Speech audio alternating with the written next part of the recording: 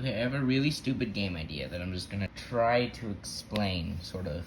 So I have The White Box by Jeremy Holcomb, and in it there's this like book of board game design tips, and in it he makes this imagined game for his rules section with castle building and terrorizing children, and says, please go make this game. So I'm making this game. This is just a little quick thing I've thrown together, and I might expand on it a little.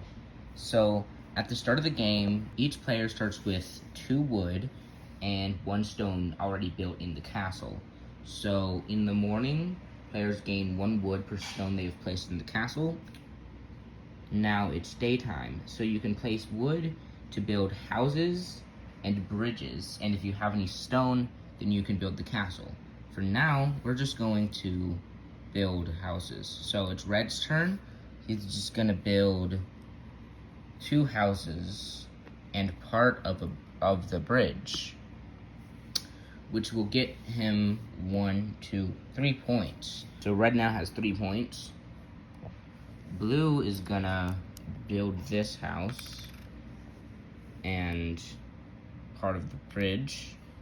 And now that this bridge is built, Green can build on the other side. And I'm also starting to think we start out with way too much wood. But then Green is just gonna do a bit of building over here. Red actually got 5 points because Red finished 2 and placed 3, which sums to 5. Blue finished 2 and placed 3, which sums to 5. Green placed 3 and finished 1, which sums to 4. So then another thing that happens when you build a house is, besides getting points, is you place random children in the houses, but only the fully complete ones. The colors of the children don't have anything to do with the player's colors, which could end up being kind of confusing. There's no children go on the bridge. So now this is how the board looks at evening.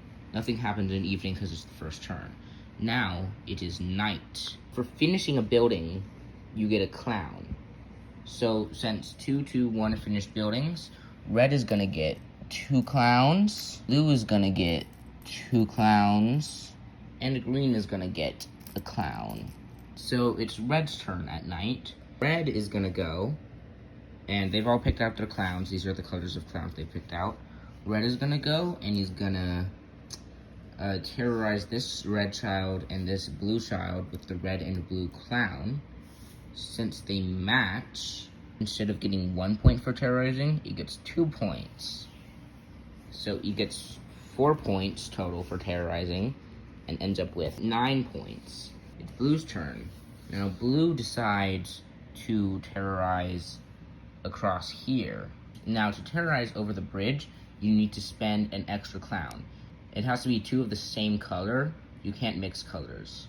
Now, none of these match one of the children over here. So instead of getting the color match points, it just gets the regular points. So he's gonna use these and then get 3 points and terrorize this child. And when you terrorize a child, you move it outside of its house for the night. It cannot be terrorized again. So Blue gets 3 points, and Blue is now at 8 points. So now it's Green's turn. Green is going to spend his yellow to terrorize this child. And now another thing is that for each child that you terrorize, you get 1 stone. So terrorize 2 children, 2 stone, 1 children, 1 stone, despite spending 2 clowns, and then 1 child, 1 stone. And Green also only gets 2 points. So that is the end of night. So now the turn order shifts to whoever has lowest to highest points right now. So the turn order gets reversed. So clowns are reset. And now the morning begins. Each player gains 1 wood per stone that they have in the castle, which is 1. And then it's daytime, so we place wood to build things, and each player is going to end up placing a build. Now, during the daytime, there is actually some advantage to going later because you're more likely to finish a building. But Green is actually going to finish this building and then this building does not end up getting finished.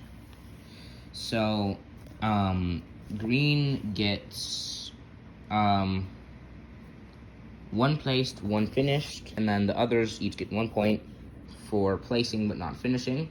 And now, since that's finished, we take 2 random children and place them down to be terrorized later.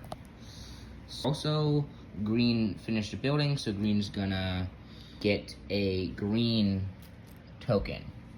Green clown. So, it is now evening. We move children back inside of their houses. So, I already did evening and moved the children back inside. But another thing you can do during daytime is spend stone to place inside the castle. So red spends 2, everybody else spends 1. That means they'll produce more wood. So now it's night. Green has 2 clowns, but can't terrorize across because they don't match colors. So green can terrorize the yellow child with the yellow clown, and then terrorize any child with the green clown that's terrorized the blue one, so red has to miss out. Green gets 3 points. Green is now at 11 points. So now it's blue's turn, who has 2 greens, and blue is going to terrorize across, getting 3 points, moving out this blue one, and then gets 3 points, reaching 12. Now red goes. Red cannot terrorize across, and has a red and a blue clown. So it can use his red clown to terrorize a red child, getting 2 points. But its blue one, it's just going to have to terrorize another child. And if there were no children available to terrorize, then you just get no points at all. You just can't use those clowns at all. But red ends up getting 3 points, being red at 13 points. So that is the basics of my idea for this game. Normally the game would go until the castle is finished being built, but let's say the castle is actually like really small. You get 1 stone per terror, and that's a total of 5 stone gotten, I believe. 2 stone, 1 stone, 2 stone. So now it's morning. Red gets 3 wood, blue gets 2 wood, and green gets 2 wood. So now it's daytime, and the turn is still in the same order. Green is going to go first, placing a wood, getting 1 clown, and it's going to go with another green clown, so at least it can terrorize across with it. Clowns are reset, by the way.